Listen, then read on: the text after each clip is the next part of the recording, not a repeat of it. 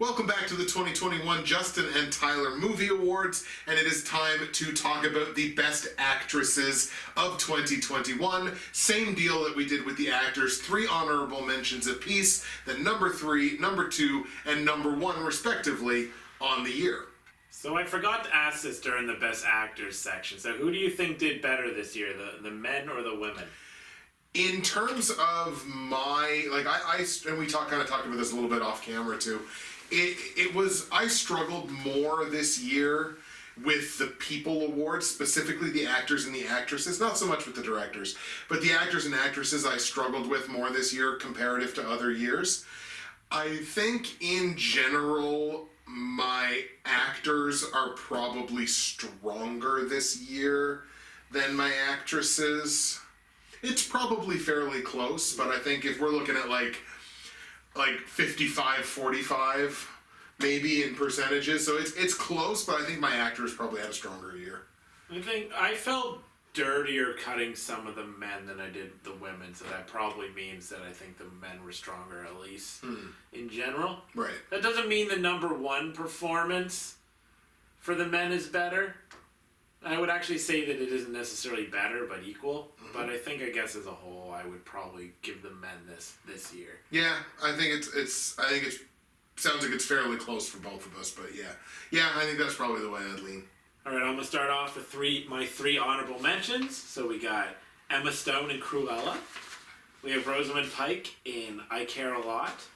And we have Zendaya, mostly for Malcolm and Marie, but there is a body of work thing here. Spider-Man, No Way Home, Dune, even though it was tiny, and Space Jam, because she did the voice. But not that I would, that would like, it's just more work, because she's not the problem in that movie. I know we're going to talk about this later, because I know I know what your stance is on that, so I won't. But mostly it's for Malcolm and Marie. Did she voice Lola Bunny? Yeah. Oh, look at that. Yeah. I didn't know that. I learned something new today about that movie. Yeah, so I mean, she's not the problem there. Right. Yeah, she actually has a good voice. Yeah. Too. So actually she might be one of the best. She might be the best thing about that movie. Yeah. Alright, so with Emma Stone, it was like one of these things where it's like, oh, it's going to be her Joker role, right? That's what I kept seeing, and that's what was interesting about it. And, you know, it was good. It was hard not to take notice of that. But yeah, give her props. Rosamund Pike, the obvious comparison is her character in Gone Girl. Right. Because what we found out about her is she is incredible at those types of roles specifically. Not saying she isn't good at other stuff, but she's very good in these like manipulative, like women, crazy lady roles. Yeah. She's just a joy to watch. And Zendaya, she had a lot of anger in Malcolm and Marie, and she had to deal with the problems with her, I think, boyfriend, or maybe they're married. But it's a movie that takes place in their house, and it's just the two, John David Washington and her, just acting their butts off. Right. So, like, the whole focus is on the script and them. And they both nailed it. I think her more so. But, yeah, she had to deal with some pretty complex emotions in that movie. And then, like, her role in Spider-Man was also good. Like, again, none of her other roles would be worthy of consideration. Right. If she didn't have Malcolm and Marie. But, you know, she was still in those movies. It helps her chances, so she'll be my top honorable mention. Absolutely. No, that's a again, I didn't know she did the voice there in Space Jam, but yeah, Malcolm and Marie of everything that you listed there would definitely be kind of the lead type of performance, and that could probably be one of those ones in a couple of years that might serve as like, hey, we might not have noticed it at the time, but like Zendaya's like legit actress. Well, that's funny, because that's what I was gonna say when you would shut up. No, when you were done talking, I was gonna say like, and I never would have guessed that she'd be on my list even as an honorable mention, because I like her, she's fine, but she has done nothing up until this point where I'm like, oh yeah, there we go. But now you're right, like, that might be the movie. My honorable mentions for Best Actresses of 2021 go to Frances McDormand in The French Dispatch, Rebecca Hall in The Night House, and Anya Taylor-Joy in Last Night in Soho. I knew she was coming at some point. 100%. There was no way we were getting through these movie awards without her. You're not getting through a movie awards without a mention of Anya Taylor-Joy. And you know what? If she would have been in something else significant that I would have seen this year, she'd have been in the top 3. No question about it. So, like, I don't have to say anything else about Frances McDormand. She was in a movie this year, but she's another Justin Thomas Movie Awards darling. She is 100%. She gets mentioned like every year by one of us. Yeah, and it's not just 3 Billboards Outside Ebbing, Missouri. It's not just Nomadland. It's you could take any of them singularly, but it's been the career-long body of work. And in The French Dispatch, again, she's in the same short as Timothée Chalamet. She's kind of the person that he plays off of, and she plays off of him, of course. In this one as well, she's a writer on the staff of The French Dispatch, covering the student demonstration, and is ghostwriting Timothée Chalamet's manifesto, basically. And they have this weird sexual relationship, which again is awkward because it's she has to be twice his age. Yeah, but how can you not when Timothée Chalamet's in your room? It's true. That dude's handsome. He is a very handsome dude. With Rebecca Hall, she is playing a recent widow who kind of starts discovering things about her late husband, that he was kind of into the spirit world and trying to figure out some things that he's seeing and some things that are happening. And she has a movie driving performance. Like she is the spoon that stirs the pot in the whole movie, and a grief-stricken performance. Not that you would expect from a movie like that. Right. Like, from a movie in that genre, you don't expect to see a great performance. And I would say this is, like, right on that line between very good and great. And I know she's been in things before that I've really liked, and I've not necessarily always taken notice of Rebecca Hall, but I took notice of her with The Night House, and she was one of the best portions of that movie. And Anya Taylor-Joy, I'm a mark. In Last Night in Soho, obviously she plays Sandy, one of the central characters in the movie, and what happens to her, or what we think happens to her, and the way she turns that situation around from, I just want to be a star to, I'm a prostitute now, and then the way that she gets out of that, and her performance in the back half of the movie. Yes, I might be a mark for Anya Taylor-Joy, but she's also really, really good. And she had a really great movie to display her strengths, and so that's why she winds up on the list. Nothing wrong with that pick. Honestly, she was really good in Last Night in Soho. So my number 3 is Jessica Bardem in Pink Skies Ahead and Holler. Oh, okay. Now, I've seen her in some other movies that don't ask me because I can't remember. No worries. I know I've seen her, but she never really stuck out as much. But in Pink Skies Ahead, a lot of that movie works because she is like this chaotic, like 20-something-year-old extroverted, troubled teenager, and it's just a blast to watch her. Like, that movie's significantly better because of her performance and what she does. And then in Holler, it's not as good a performance, but she's also troubled, only this time it's mostly by like her class status, and she's just trying to get by and live her family life. And so it's like 2 kind of different roles in a sense. But yeah, this was like the coming out year for her for me, so I wanted to give her props for that, because while she has been in smaller roles and you would know her if you saw her or whatever, this was the year that I think she had 2 movies that she was really good in. Okay. So there you go, Jessica Bardem in Pink Skies Ahead and Holler. My number 3 Best Actress of 2021 is Thomasin McKenzie in Last Night in Soho. So I mentioned earlier that there was an interesting pattern in this, and I did this with my Best Actors as well. If you'll notice, my top honorable mention and my number 3 came from the same movie, and I didn't notice it until I looked, but it happened here as well. They both come from Last Night in Soho. That's a cool pattern. So Thomasin McKenzie plays an aspiring fashion designer, is obsessed with the 1960s, and when she moves into this apartment, she starts having these waking dreams about seeing this woman by the name of Sandy, who's played by Anya Taylor-Joy, and she puts in a performance that is, it's multi-layered in that she's not only dealing with her own complicated past, especially when it comes to the vaguely paranormal with her mother, but then she's also trying to live this new life in a new city, and at the same time she's experiencing these like almost sexually charged dreams, because especially after she has the first couple, when you just see the look on her face, she just has this like satisfied like oh my god, I can't wait to get home and go to sleep, so I'm gonna be like re-transported back to this place. And then of course trying to solve what happened to Sandy, and then ultimately almost becoming a victim of Sandy's, and all this fun stuff. Like there's a lot of layers to what Thomasin McKenzie has to do, and I think she does more of the heavy lifting in the movie than Taylor-Joy does, although that's fairly close. But that's why I wound up giving her the edge, and she ends up as my number 3. Yeah, I mean, she was just in the movie more. Yeah, that's fair. Right. Yeah. So my number 2 is Emily Blunt for A Quiet Place Part 2 and Jungle Cruise. And why? Because I'm a mark. There you go. There you go. Look, she was still great in A Quiet Place Part 2, but there was less emphasis on her. Not that Jungle Cruise demanded a ton from her, but it demanded some, and she was just so good playing off the rock, as we talked about in the Miscellaneous video. But Emily Blunt she always murders everything she's given. She's one of the best actresses on the planet, of course. Yep. And while this year isn't as strong for her as some previous years, she's still my girl, you know. So she's in there. She's number 2. Absolutely. No, that's totally legitimate. And like you say, she doesn't have to.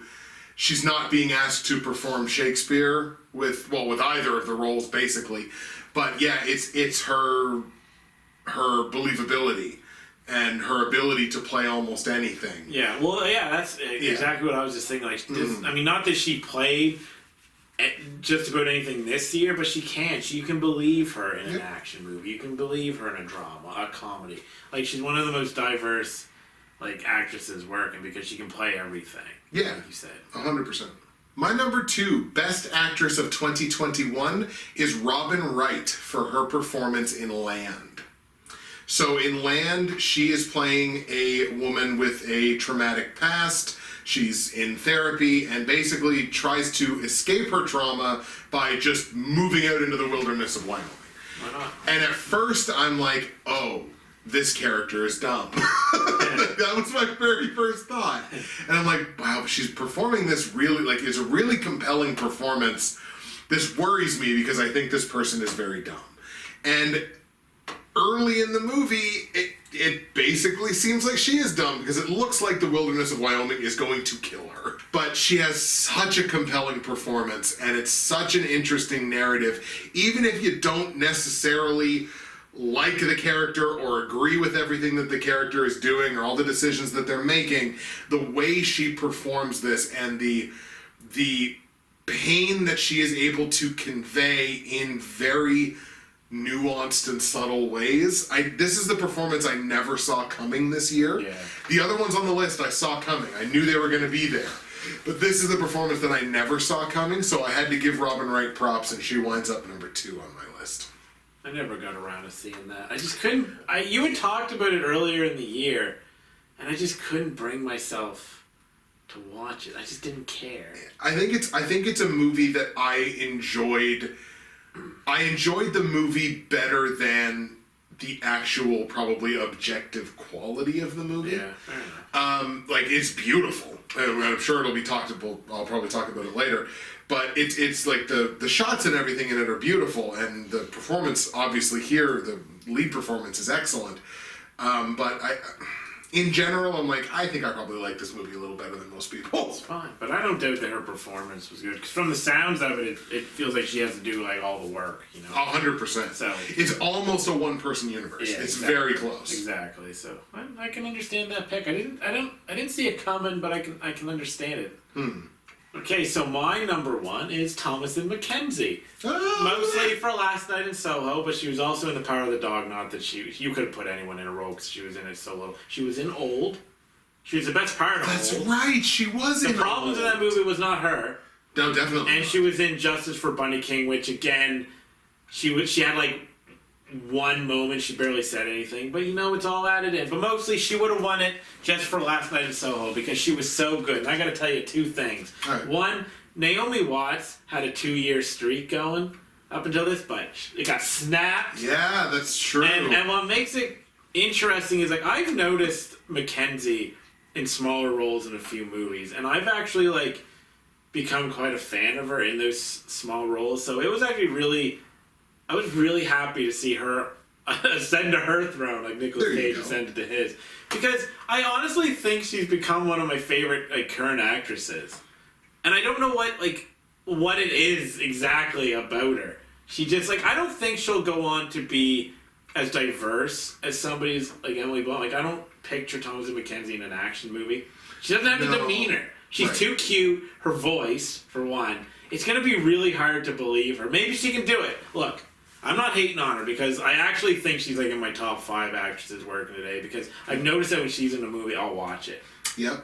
And that's not the only reason I watched this, but as soon as I saw that she was in, I was like, yes. And I was so pleased that everything you said about her is true. I don't really think I have anything to add to it, just besides those little tidbits of information about me. And yeah, her performance was a star-making performance, and I think I could be wrong, but I think it's her first like leading role. Although I could be wrong there, but she nailed it. Yeah. She played so many complex emotions and had to do a lot of different things within the horror framework. Mm-hmm. That isn't easy, because she had to be relatable. She had to be even a little scary at times. Not that she was like she just had to do a lot, and she just clobbered it all. To anyone on the outside of that character looking in, it's like she is going out of her mind. Yeah. And she has to, not that she has to portray going out of her mind, but she has to portray, no, I'm not going out of my mind,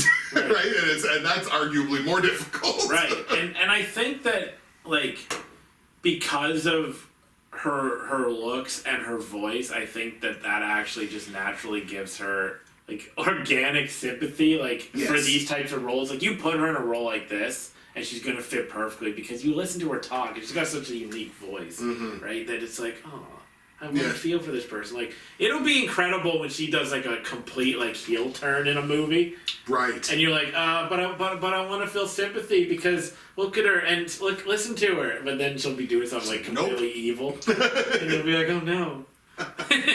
But yeah, she's my number 1 pick, and I am so. If anyone was gonna snap Naomi Watts' streak, I'm glad it was her. Fair enough. So, congrats.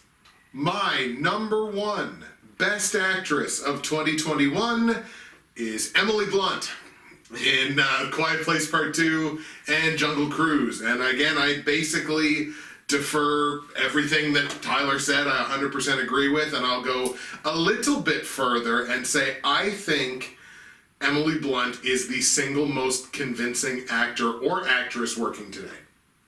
I would even give her that over like a Tom Hanks, who I mentioned before, who's like believable and convincing in almost everything that he does. I would put Emily Blunt above him in that category, because like again, I always love making like the action movie comparison with her, because nobody would have seen her in a role like that until she does, was it The Edge of Darkness? Edge of Tomorrow. She does The Edge of Tomorrow. Edge of Darkness. She does The Edge of Tomorrow, and it's like, oh, she's a badass action star. No, she's not, but she is, because it's happening right in front of my eyes. Yeah. And nobody would have thought that from her prior to that. But she took that and said, okay, here's a challenge. Clean out of the park on that one, too. And it's not that these two roles, even together, certainly not singularly, but even together, it's not like these are redefining of any performance landmarks or anything like that, but it's the thorough believability and the thoroughly convincing that she is in everything that she does, and in particular in these two obviously very widely disparate roles, two very different things. She wound up being just, as I sat down to really think about this, I thought, nobody else sticks out the way that Emily Blunt sticks out for me. So that's why she winds up my number one. It's a good pick. I just don't think, like, if this was A Quiet Place Part 1, in my mind, Mackenzie would have had some serious competition. Actually, that would have been super hard for me. That would have been very. That would have been like my favorite actress against someone that's probably hit top 5 now. That would have been a tough choice. But A Quiet Place Part 2, she just wasn't in it enough. It wasn't as focused on her. Right. She was still in it a fair bit. And maybe it also was hurt a little bit because she obviously doesn't have the same chemistry with Murphy as she does her own husband. Right. Right? Fair enough. But again, it was my number 2, so I ain't poo-pooing on it. Mm-hmm. It's a good pick. Are you trying to steal my girl from me here or what? There you have it, folks. Emily Blunt and Thomasin McKenzie, our number 1 best actresses of 2021. Tyler was just gushing off camera because it's like his number 1 actress, and maybe what you said, she might be number 3 at this point. Yeah. If you had to solidly put a list. 5. So Tyler was gushing off camera. He's so very happy at this turn of events. My girls are winning. There you go, exactly. So there you have it, folks. Those are our best actresses of 2021. And on the next video, we will be looking at the folks behind the camera, our best directors of 2021. That's coming up next.